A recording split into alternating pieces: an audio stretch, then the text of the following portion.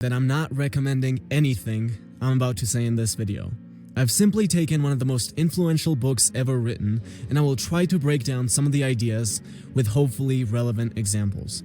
So I'm simply presenting information here, and it is completely up to the viewer to decide what he wants to do with that information. How we live is so different from how we ought to live that he who studies what ought to be done rather than what is done will learn the way to his downfall rather than to his preservation. What Machiavelli is saying here is, look, we all have these visions of how society should be and what we should all do, but the truth is, what happens in reality just doesn't correspond to that at all. So what he's basically saying is, get real. If I asked most people watching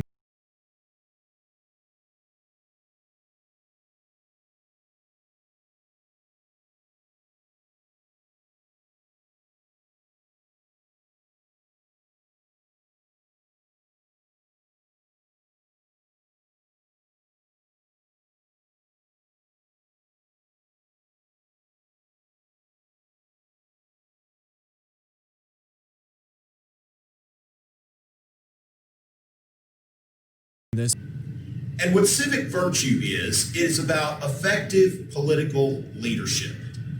Civic virtue is not virtue that we're used to thinking of in terms of moral excellence, which is the type of virtue that you see a lot of the Renaissance humanists seeking after. Machiavelli is not about virtue in the sense of moral excellence in the traditional sense, but about virtue in the sense of effective political leadership. By Machiavelli's standards, Bill Clinton was a virtuous leader. Now, this is not someone we're used to thinking about as virtuous. After all, just plug his name into YouTube and see what comes up. Bet you're going to get something like this. But I want to say one thing to the American people. I did not have sexual relations with that woman. Well then, for all we could say about Bill Clinton, he did sign a welfare reform bill, and he did this while the other party, the Republican Party, was in power in both houses of Congress. Our current president's always complaining about how the Republicans won't work with him. Well, Machiavelli would say, get some civic virtue, okay? Your predecessor was able to work with the other party. Presidents have been able to do that. And so what you need to do is possibly read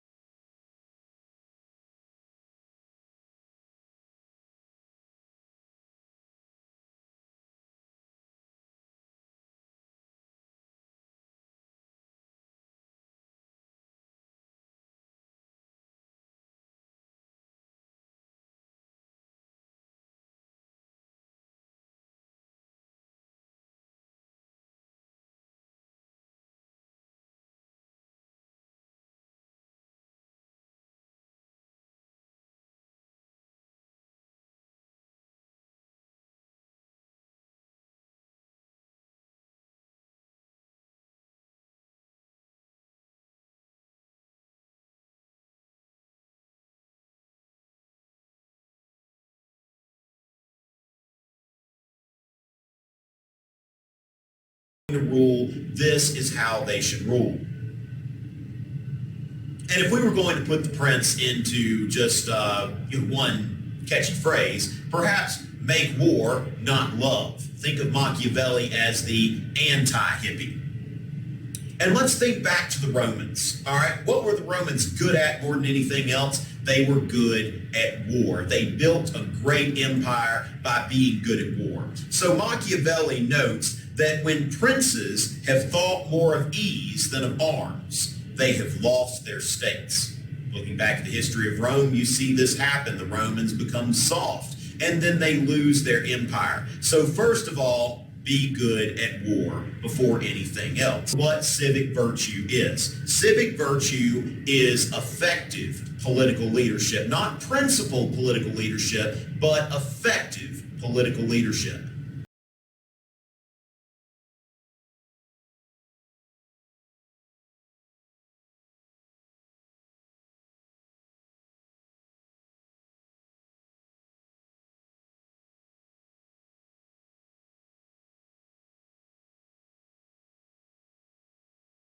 drunk and then threw up. You'll get all the clicks you want and you'll make a lot of money. And this makes people genuinely angry. Machiavelli, don't say that. How could you say something like that? Well, because that's just how it is. If you don't understand that this is how it is, you either don't know anything about marketing or you're some well-intentioned wannabe marketer who hasn't had his dreams completely shattered yet. And the same thing applies to politics and any other field of power. You can't be a good, honest politician. You just can't. People say all the time, well, why can't we just have honest politicians? Because honest politicians are like the marketer who markets Voltaire to you. You don't click on Voltaire, you click on Kim Kardashian's ass. So just like a marketer who markets Voltaire will never get any clicks, the honest politician will never get any votes. Any man who tries to be good all the time is bound to come to ruin among the great number who are not good. Hence, a prince who wants to keep his authority must learn how not to be good, and use that knowledge or refrain from using it as necessity requires. Again, a politician needs to learn how not to be good. I know that might sound crazy, but that's the only way he'll ever have a chance. What are you going to do? Go up there on the stage, be honest and say, well, if you don't want to be broke, stop sitting in front of the TV all day and pick up a book. And in the long run, granted you also work hard and smart, you will start to see results. Is that really what you're going to do? You can, but you'll never get elected. No, don't do that. Go up there and tell them how you're going to just change this one thing about the economy, and all of a sudden we're all going to have more money. Money is just going to be magically generated out of nowhere, and you will then hand out this magic money to everyone. And yes, as stupid as that sounds, you will actually get all the votes, and your honest competitor will get none. I also love people who have absolutely no idea about how business works, and in their mind they'd be so good only if they were in power. If I was in charge of that, I would pay people 3 times as much. Oh, really? Would you? Would you really do that? Because that's probably why you're not in charge of anything. If you were in charge and you did that, you would be out of business in 2 weeks. The vulgar crowd always is taken by appearances, and the world consists chiefly of the vulgar. Machiavelli says, now that you know that a lot of times you can't be a good guy, don't make the mistake of not appearing like one. All you have to do is appear to be the good guy. You're dealing with people who constantly click on the top 10 celebrities who puke this week. They're not going to know the difference. Don't worry. I love when people look at all these philanthropists and think, what a nice guy. He's just the paragon of goodness. Oh, is he really? Are they really? Is that how they built multi-billion-dollar businesses? By being a nice guy to their competition and sharing their revenues equally and generously with their employees? No, they built it by following another one of Machiavelli's principles. Men ought either to be well treated or crushed, because they can avenge themselves of lighter injuries. Of more serious ones, they cannot. Therefore, the injury that is to be done to a man ought to be of such a kind that one does not stand in fear of revenge. Almost every successful organization you might like and think of as good has engaged in the nastiest lawsuits and acquisitions to completely crush its enemy. And I could give endless examples of this game of appearances. My favorite one has to be politicians who clearly don't care about religion, but act like without Jesus, they just wouldn't know what to do. And it works. If they didn't lie, they just wouldn't have a chance. I mean, if Jesus wasn't personally guiding the senator, we all know that the state would immediately collapse, and as a punishment, it would probably be hit with tornadoes too. Princes must delegate difficult tasks to others and keep popular ones for themselves. Machiavelli talks about Cesare Borgia, who has this region that he needs to bring under control. Long story short, he appoints this guy and sends him down there to do it. The guy makes sure the troublemakers' heads are chopped off and they're castrated and all of that really brutal stuff. And finally, the place is under control.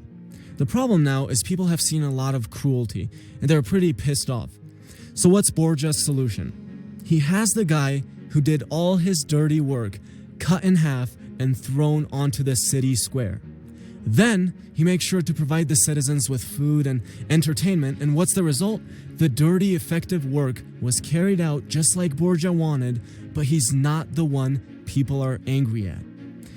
Now, that is probably one of the weirdest, most repulsive stories I've ever heard, but people in power today constantly do basically some variation of that. I was watching one of the biggest channels on YouTube, and this guy just has the scammiest marketing in the world. It's just so bad. And of course, some people kept calling him out for it, but then one day he puts out this video where he's just really honest, you know? He's really gonna be honest with you guys. And here's what he said. I know my marketing is scammy, and I would basic for doing it, but it's not me, guys. It's just the marketers who work for me, man. It's just how they do stuff. If it was up to me, I wouldn't do it like that. And I scroll down and the video has all these likes and people are just like, yeah, we know you're a really good dude. It's just the marketers. And I remember sitting there in utter disbelief. So let me get this straight. It's your business, but yeah, I get it. You obviously have no say in how it's run. Yeah, that makes perfect sense. You don't want to make more money either. Yeah, I totally get that too. And of course, you couldn't tell a person who works shit if that's what you wanted. Otherwise, you're right. You'd probably get fired from the business that you own. I mean, it's just so ridiculous. But guess what? It works. It works just like an article about celebrities who puke this weekend and just like dishonest politicians who will always get elected. So there you go, some of the biggest ideas from the prince. And remember, this is just information. Knowledge isn't inherently right or wrong. It depends on what you do with it. Do I think that these ideas are powerful? Absolutely. Do I want to live a fully Machiavellian life? No, absolutely.